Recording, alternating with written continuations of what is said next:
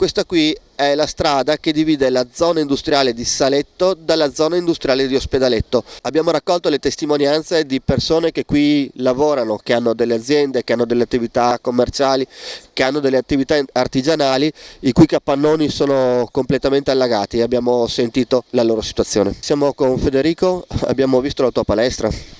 Sì, sto aspettando anch'io che portino qualche mezzo per andare a vedere come è messa la situazione, ma le ultime notizie davano acqua dentro e quindi non sappiamo più cosa fare, nessuno ci dà notizie su cosa ci sia, su cosa ci aspetta ancora e quindi siamo sempre lì.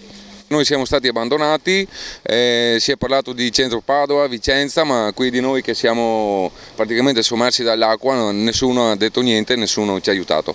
Addirittura le protezioni civili hanno fornito i sacchetti, ma la sabbia abbiamo dovuto arrangiarsi noi a fare, diciamo, quello che è il riempimento, il trasporto, abbiamo aiutato anche altra gente, ma di noi nessuno mai ha parlato. Si parla che per molti giorni la corrente elettrica non sarà ripristinata. Esatto, sì, perché abbiamo 3 cabine qui di media tensione che sono state isolate appunto per mettere in sicurezza quello che è la zona. I danni sono tantissimi però.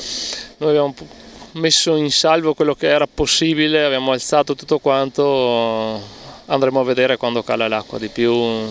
Ci vorranno mesi per riprendere la produzione, le attività comunque? Beh, penso, noi abbiamo un'attività commerciale, penso che siano messi peggio chi fa produzione vera e propria, perché ci sono dei capannoni con delle macchine elettriche, funzionano elettricamente, che veramente penso abbiano dei danni notevoli, insomma.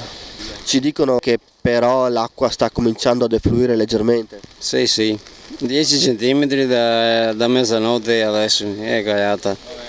Ci aspettavamo che almeno dai media regionali e qualche emittente si occupasse più a fondo di questa problematica. Invece in 2 giorni di questa situazione non abbiamo visto, escluso voi, non abbiamo visto nessun altro. Dunque la situazione è ancora questa, penso che non ci sia bisogno di tante altre parole, ma bastino le immagini che abbiamo potuto vedere per capire com'è la situazione a Saletto a 48 ore dall'alluvione.